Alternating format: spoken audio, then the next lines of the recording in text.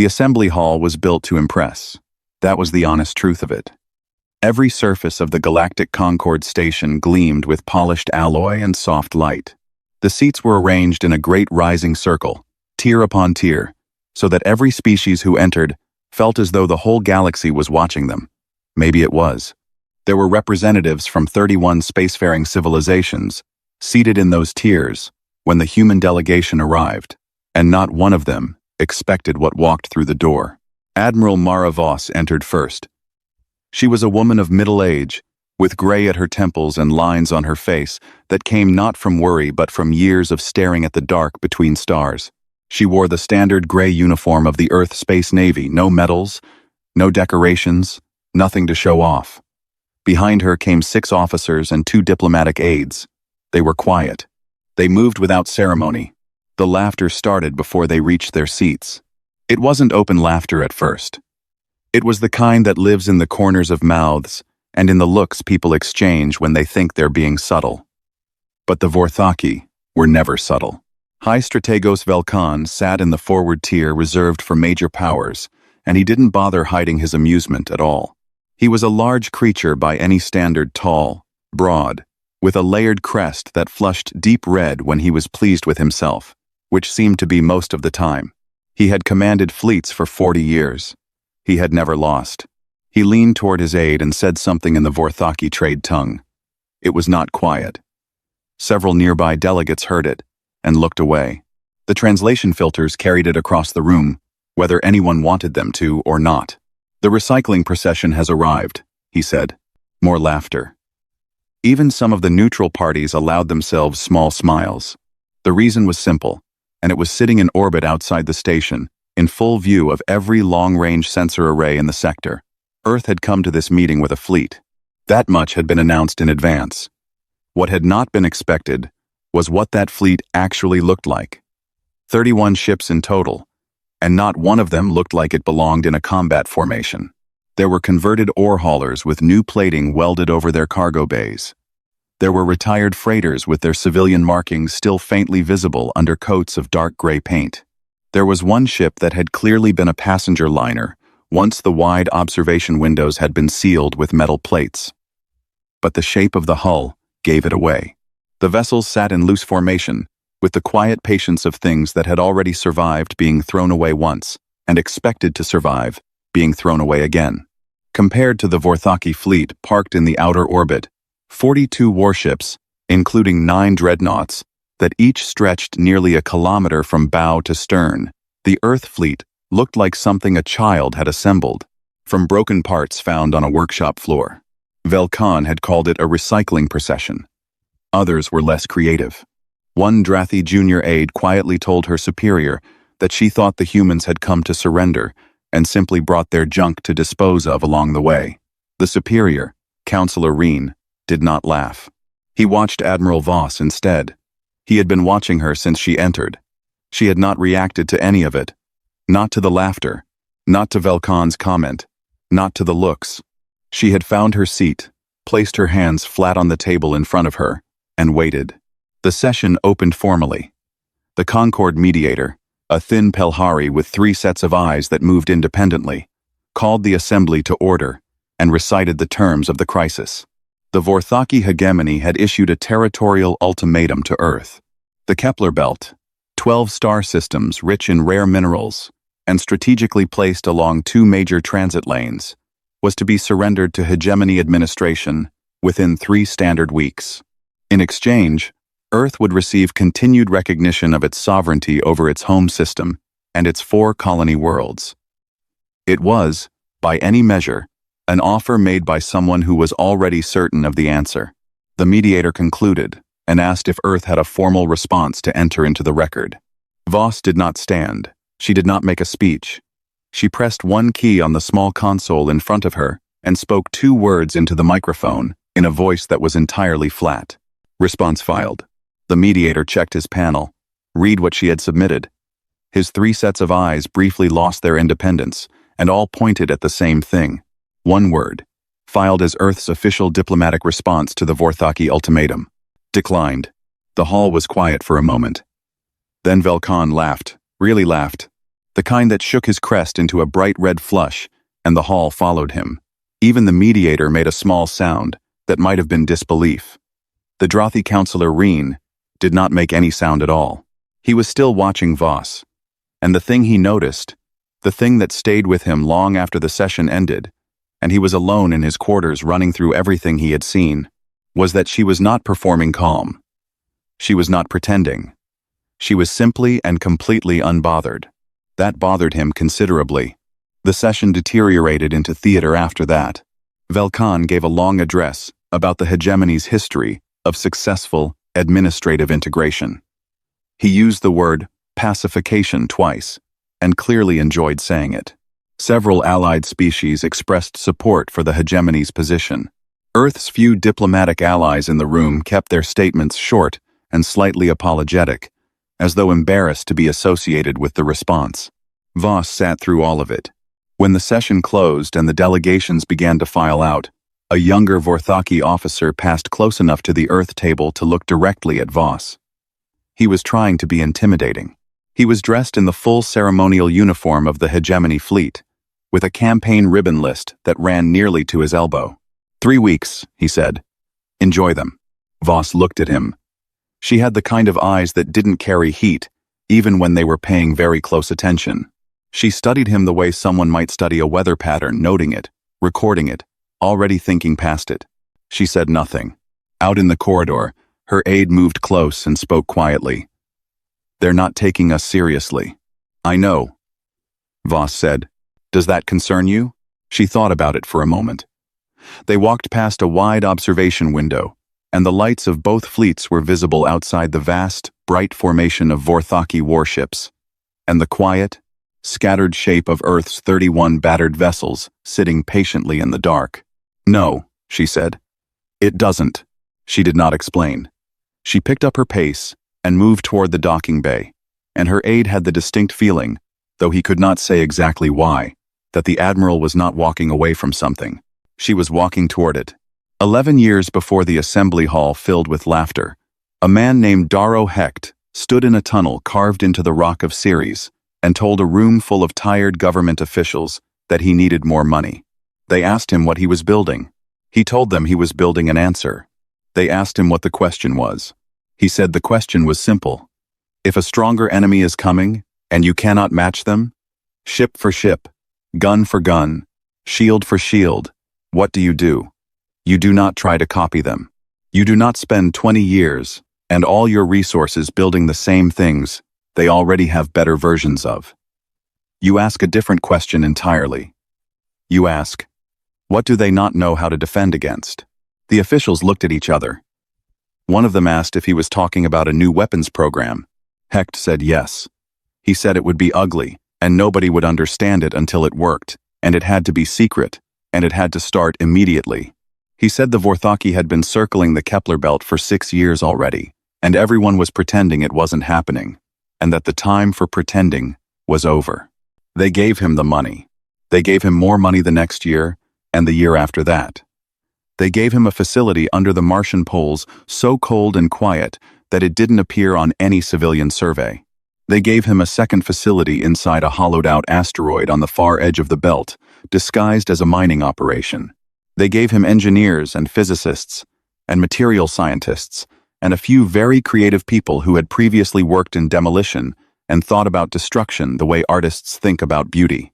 What they did not give him, by specific and deliberate design, was any of the standard tools of galactic warfare. No plasma emitter arrays, no particle beam focusing systems, no gravitic lance components, no shield harmonic generators.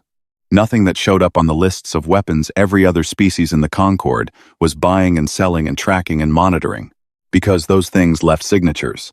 Energy signatures, gravitic displacement patterns, quantum resonance trails. Every major galactic power had sensors tuned to detect exactly those signatures. The Vorthaki intelligence apparatus was among the best in the known galaxy. If Earth had started buying or building conventional weapons in serious quantities, they would have known within months. So Hecht built something that left no signature at all. The principle was not new.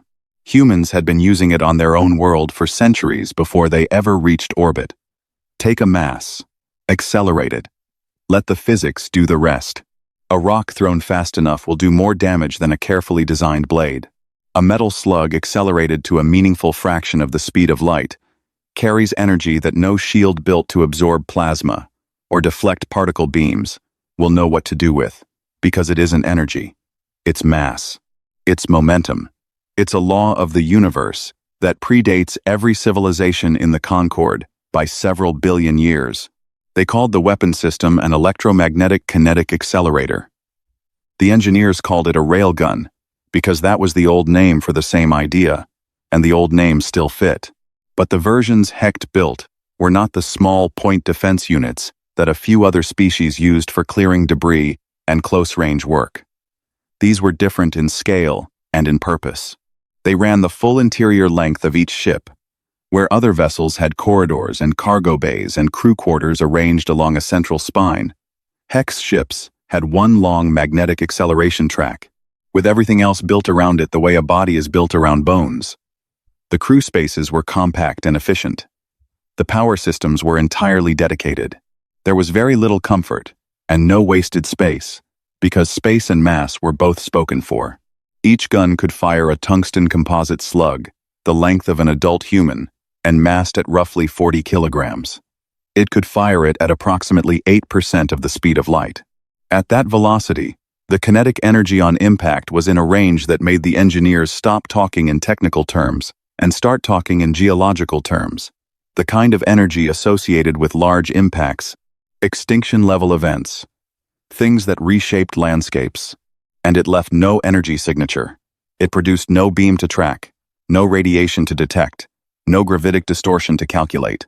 By the time any sensor array could register the faint electromagnetic pulse of the launch, the round had already arrived. The ships themselves were the second part of the design, and this was Hecht's other great insight.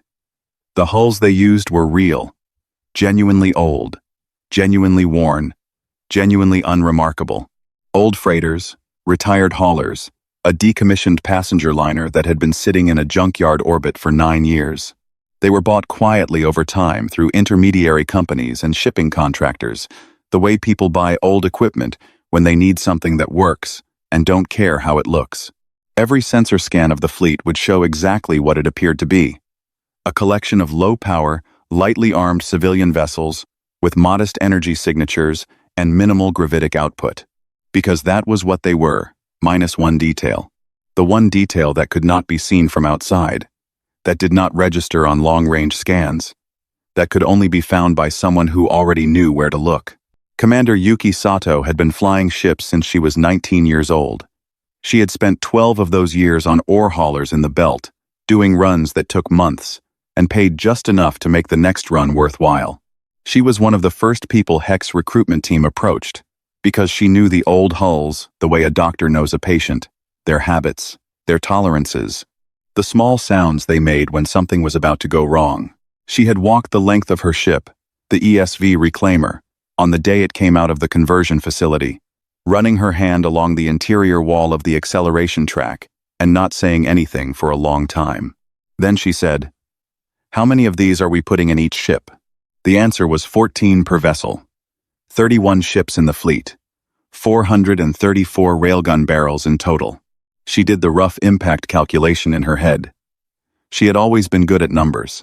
When she got the answer, she stood very still for a moment, and then she nodded once, as if the universe had confirmed something she had suspected for a long time, but hadn't said out loud. Back in his office on Ceres, at the end of every month for 11 years, Daro Hecht wrote a single line in his project log. Most of those lines were technical notes, progress updates, problem statements. But the last entry, written the night before the fleet departed for the Concord Assembly Station, was different. He wrote, "They keep asking what we armed these ships with."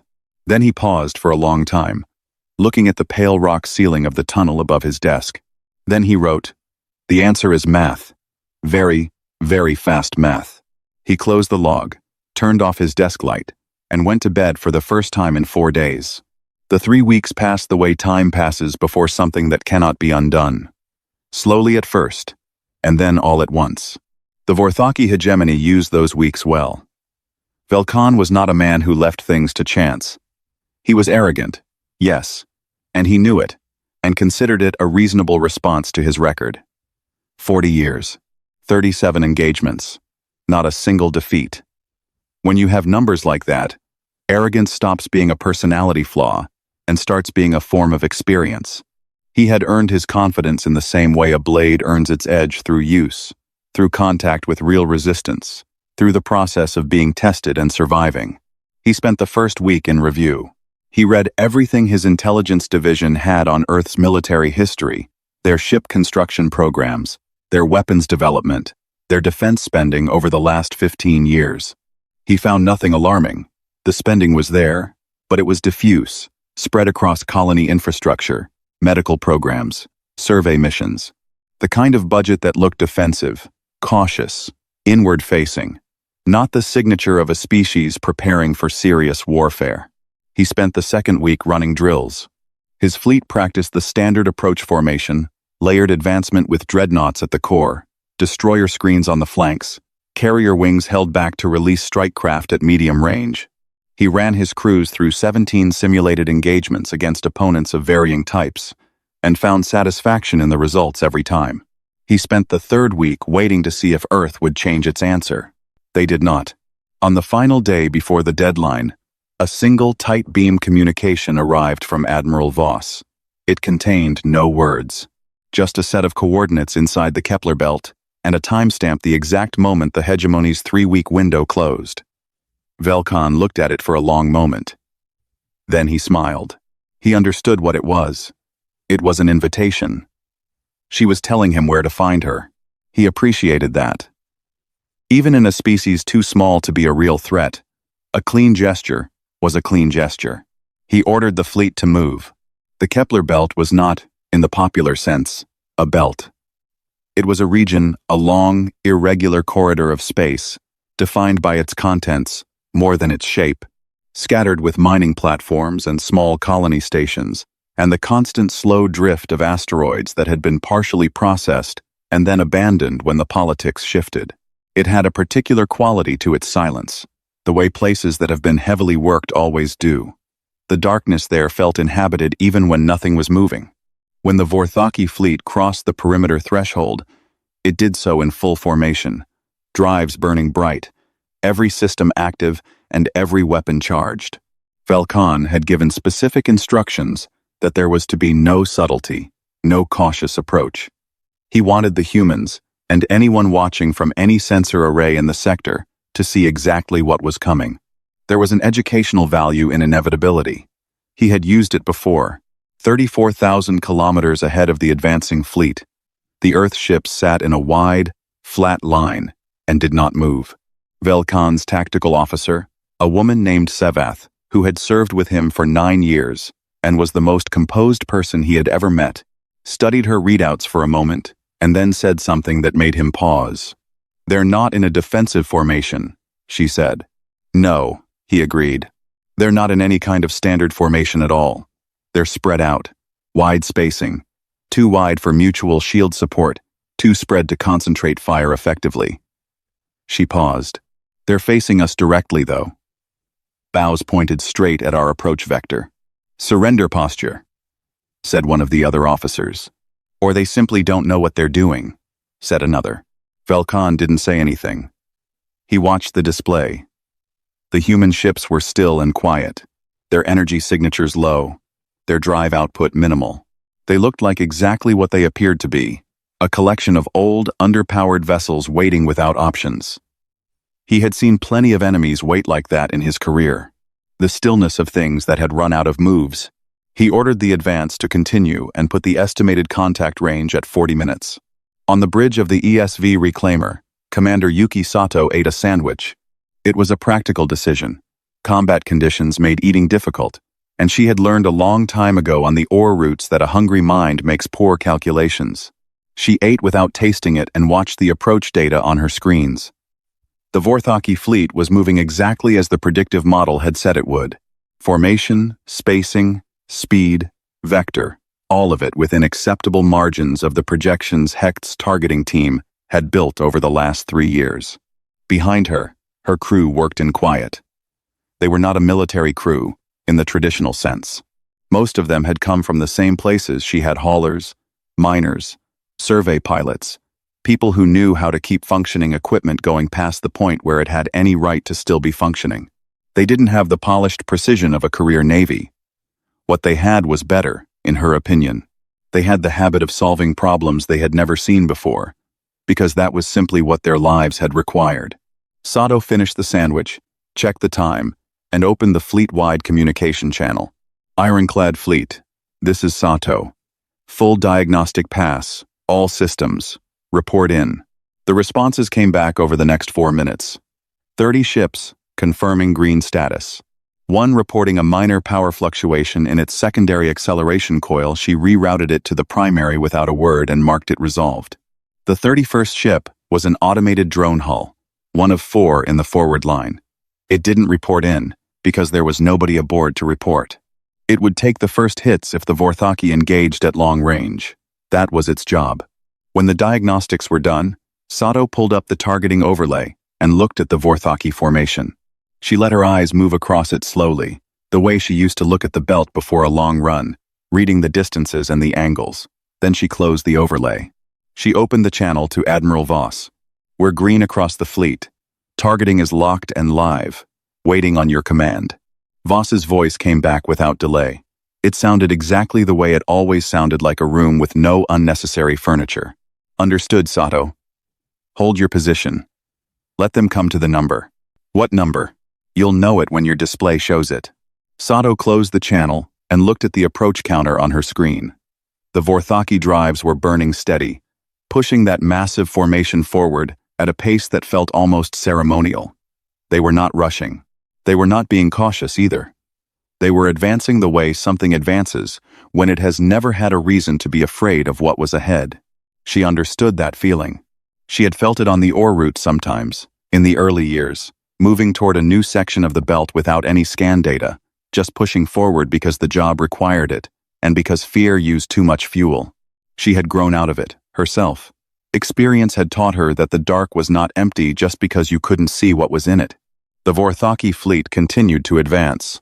Sato watched the numbers count down and said nothing.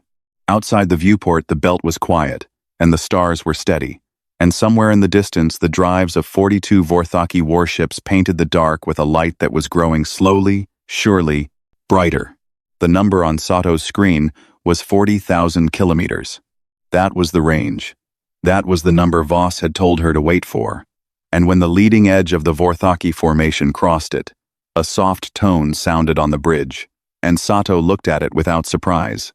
The way you look at something you knew was coming. She opened the fleet channel and her voice was completely level. Ironclad, this is Sato. We are weapons-free at 40,000 kilometers. Voss's call. Stand by. On the command deck of the ESV Reliance, on the bridge of the Perseverance, on the cramped upper deck of the converted liner they had renamed the Quiet Work, crews who had been waiting in silence for the better part of an hour heard those words and put their hands on their panels. They did not cheer. They did not speak much at all. Most of them just exhaled. Admiral Voss was not eating. She had not eaten since the Vorthaki fleet crossed the belt perimeter.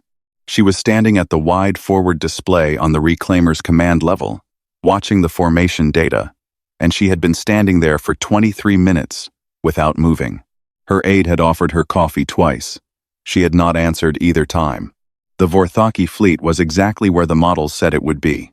Velkan was following his own doctrine perfectly: forward dreadnoughts in a staggered wedge, destroyers on the flanks, carriers back and above the plane.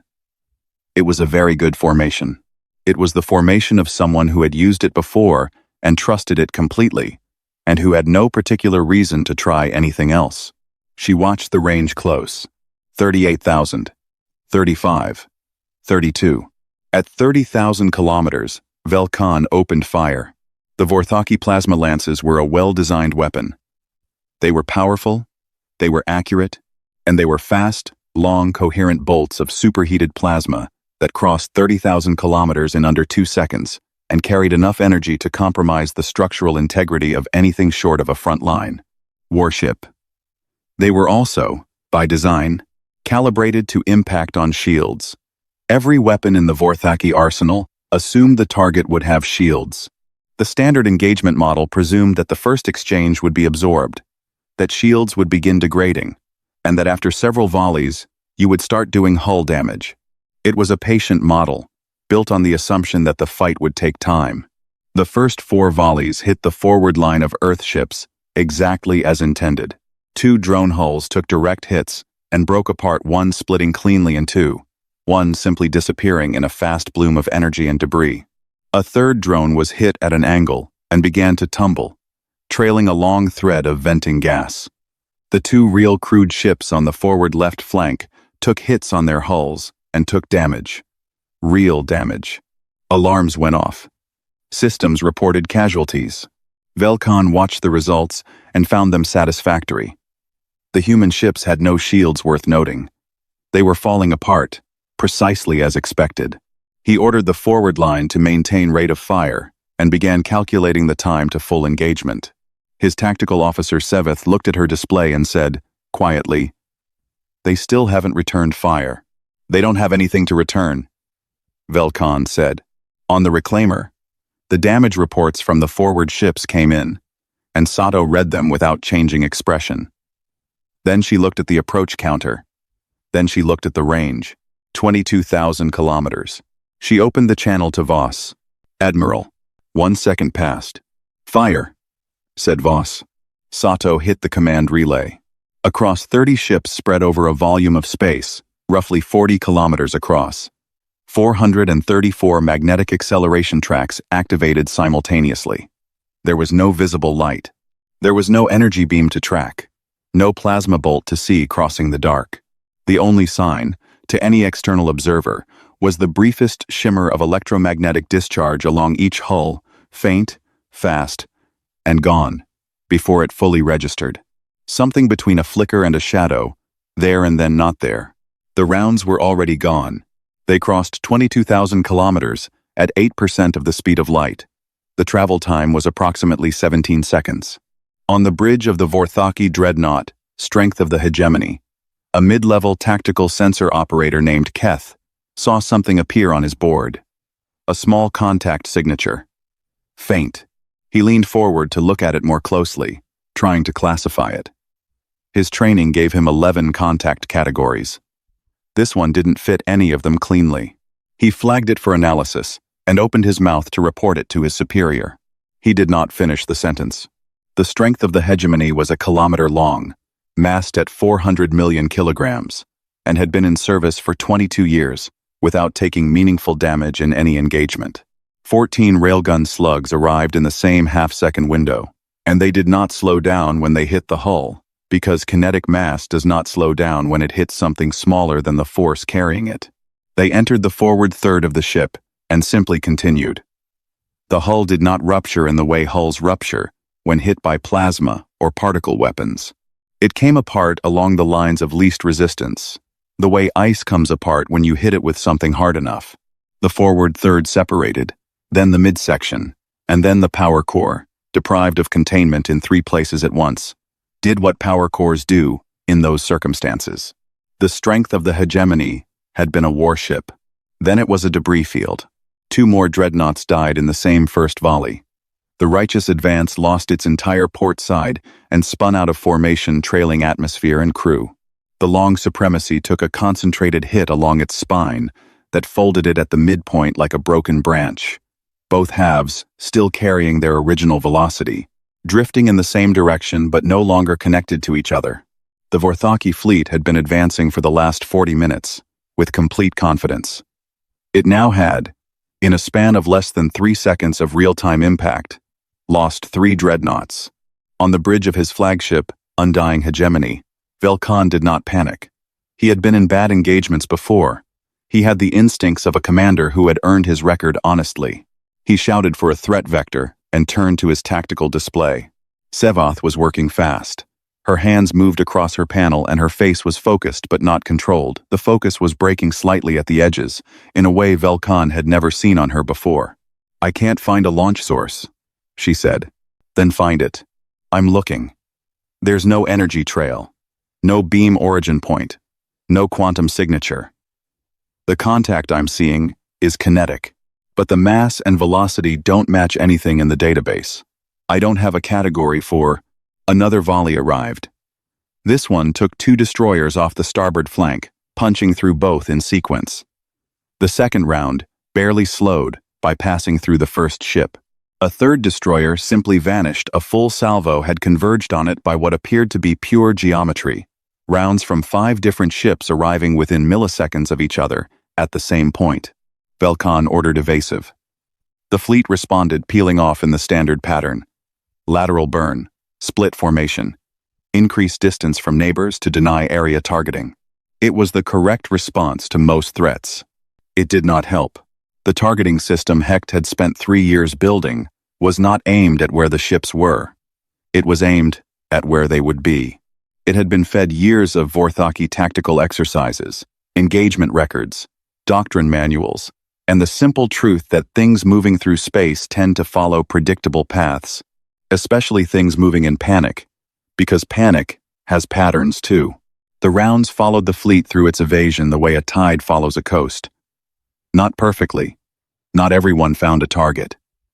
But enough of them did. In 11 minutes and 20 seconds of engagement time, the Vorthaki fleet lost 9 ships destroyed and 14 more critically disabled, including 4 of the remaining dreadnoughts. The undying hegemony itself was struck along its forward section by a partial salvo only 6 rounds, because the main targeting priority had shifted, but 6 rounds were enough to shear away the forward third of the ship and kill everyone in it. Velkan, in the surviving rear section, bleeding from a head wound, and standing at a forward display that was showing him data he did not fully understand, gave one order. All ships, withdraw. Maximum drive. The fleet withdrew. It did not do so quickly enough to avoid 3 more kills during the retreat, but it withdrew. When the last Vorthaki drive signature left sensor range, the bridge of the reclaimer was quiet for a moment. Then, someone exhaled. Then someone else said something short in a language Sato didn't speak, and someone laughed, a small, surprised, real laugh. The kind that happens when something works that you were not fully sure would work, even when you believed in it. Sato stood up from her station and looked at the engagement summary. 4 Earth ships lost. All automated. All empty. No human casualties. She looked at it for a long time. Then she picked up her communication handset and opened the channel to Admiral Voss. "It's done," she said. Voss's voice came back after a moment. "Yes," she said. "It is." The first thing that reached the Galactic Concorde was not a report. It was the sensor data itself, raw, unfiltered, transmitted automatically by the relay stations positioned throughout the Kepler belt as part of the Concorde's standard monitoring agreement. It arrived in the Concorde's data center 12 hours after the engagement ended, and the technician who processed the initial package flagged it immediately for senior review because the numbers in it did not make sense to her. She had been working in that data center for 9 years. She knew what battle telemetry looked like. She knew the signatures of plasma fire, particle weapon discharge, gravitic lance activation. She knew what ship destruction events looked like on a sensor log, the characteristic bloom of energy, the secondary explosions, the shield collapse waveforms that preceded every kill. None of that was here. What was here looked like a mass driver test gone completely out of scale, repeated several hundred times over 11 minutes. She flagged it, submitted it, went back to her workstation, and then sat looking at the flagged item for the better part of an hour before the senior analysts arrived. By the end of that day, the raw data had been reviewed by 43 analysts across 9 different species. 6 of them had doctorates in weapons physics. 2 were veterans of actual fleet engagements. All 43 reached the same conclusion and then sat with it in silence for varying amounts of time before they were willing to say it out loud. The Vorthaki had been hit by kinetic weapons operating at relativistic speeds, fired from ships that showed no meaningful energy signature, aimed by a targeting system that appeared to have predicted fleet movement with a degree of accuracy no known targeting platform was capable of achieving. One of the veteran analysts, a Drothi named Pensol who had spent 30 years studying galactic warfare doctrine, reviewed the data 3 times and then went home without filing his report. He filed it the next morning. because by then he had slept on it and confirmed to himself that he was not misreading anything. In the summary section at the top of the report, in the space reserved for a brief professional assessment, he wrote 4 words. We did not know. Counselor Reen received the data at the same time as everyone else. He read through the full analysis package, then went back and read the engagement sequence again from the beginning. And then he did something he had not done in his professional life. He went to his personal quarters in the middle of a working day, sat down in the dark, and thought for 2 hours without speaking to anyone. He thought about the assembly hall, about the laughter, about Velkan's performance, and the uncomfortable shared pleasure of watching something weak get reminded of its weakness. He thought about Admiral Voss, who had sat through all of it, who had not reacted to any of it, who had filed a one-word response and walked out with the posture of someone who had somewhere to be. He thought about the fact that everything the humans had brought to that assembly had been true and real and exactly what it appeared to be. The ships were genuinely old. The hull readings were genuinely low.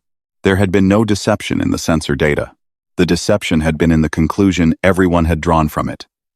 The assumption that old and battered meant incapable, that low energy signature meant unarmed, that quiet meant defeated before it started. He had made that assumption along with everyone else. He sent a message to his senior aide requesting an emergency communication channel to Earth's diplomatic office. The aide responded in under a minute. The aide had already received similar requests from 6 other council members. Reen was not surprised. He was, however, aware that he was among the earlier ones. The tribunal that received Velkan was closed to all external observers, and its full record was classified under Hegemony Security Protocol for a period of not less than 50 years. What leaked out, and things always leaked out, was fragmentary. A phrase here, a sentence there. Enough to give the shape of what had been said, if not the full substance. The phrase most widely repeated was from Velkan's own account of the engagement. He was a man who had never lost, and who did not know how to describe defeat in small terms. So he used the terms that fit. He said that the humans had not fought like a young species.